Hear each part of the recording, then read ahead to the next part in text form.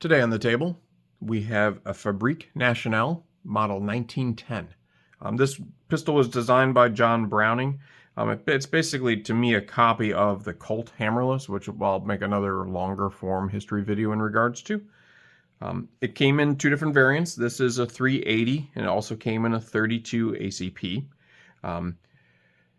They made it from 1910 until 1983, actually, so actually quite a while. It is from Belgium, so FN is a Belgian company. This one is all original. It has its plastic kind of Bakelite grips on it as well. The other cool thing about it, and when I was looking to buy it, and which was very hard to find, by the way, it was very easy to find a model 1922, but these 1910s were a lot tougher to find, or at least one in fantastic shape, is that with the magazine, you can see here, which is what I was looking for, is it actually still has, or it has the FN stamp on the magazine, because I wanted to make sure I had gotten, an original one with an original mag, as I was hunting for one. It's in basically perfect condition. It's never been reblued. It does have its original stamp marks on it, so it actually has proof marks. You can see also, too, that it was, the serial number's been stamped on the barrel and on the frame as well. The proof marks I've actually not looked up yet. You can see them here. There's a few here right there. I haven't looked to see, what those are for. I imagine it's some type of, Belgian European proof, and I'll have to get my proof book to look them up. It does have a cool grip safety. You can see that here. And then we can look to, you can see it also is not loaded, just to make sure so everybody can see that there. But it's, just super cool in that regards.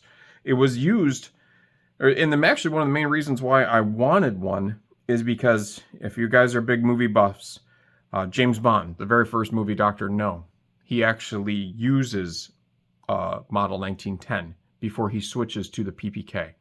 So in the very, very first James Bond movie, this is the very first James Bond gun. So, and it is a little different than the model 1922. The 22 is longer. So this one, it weighs about 590 grams. The total length on it, at least from here to here, is 153 millimeters. And the barrel length on it, which is like right from here to here, is about 80 millimeters. The model 1922 is a bit longer. It'd be like right around here. And that it does not have this like ridged lip around the end of the barrel. And like I said, it came in a 380 and in a 32 ACP. The 380 is a 6-round magazine, and the 32 is a 7-round magazine. So just if that makes it a little bit more clear on that. It does have just your standard notch and post sights. And again, if you want to call this little sight right here in the front a post, it's about as level with the top of the gun. There's not much of a post to it. It's, if you look here, it is pretty much flat. You're just looking down like this groove along the top. That is about all there is to it. There's a little bit of a notch here in the back, but again, I would imagine it's really just point and shoot. I like it too because it does have two safeties.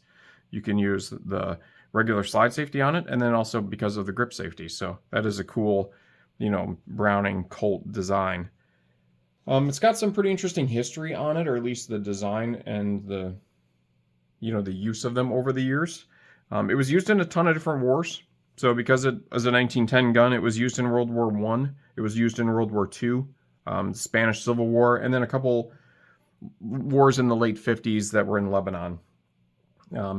It does have a little bit of a darker past, which we can unfortunately finish on, is that it was used in, unfortunately, a couple different assassinations. So Paul Dumont or something like that, he was the president of France, and he was assassinated with this model by a Russian, and that was in 1932. And he used a 32 ACP version of this model 1910 to do that. And it's oddly in a museum, apparently. And then another two that unfortunately happened was Hannie Schaft. She was a Dutch resistance person, and she was assassinated with one of these back in actually I don't know what year it was, but it was a while ago. But she was used. Model 1922 was used against her, and then the governor of Louisiana back in 1935 was assassinated with one of these as well. And again, weirdly, I don't know why we have them in the museum, but the one that was used to do that is in a museum in Baton Rouge. But, you know, even on that last note, it is just a cool, it's quite heavy. You can just tell how nicely it's made. You know, I just like it because, again, it was in the James Bond movies, and I wanted to have one, and because FN makes really, really nice pistols. So just a little history. Let me know if you have any questions in the comments.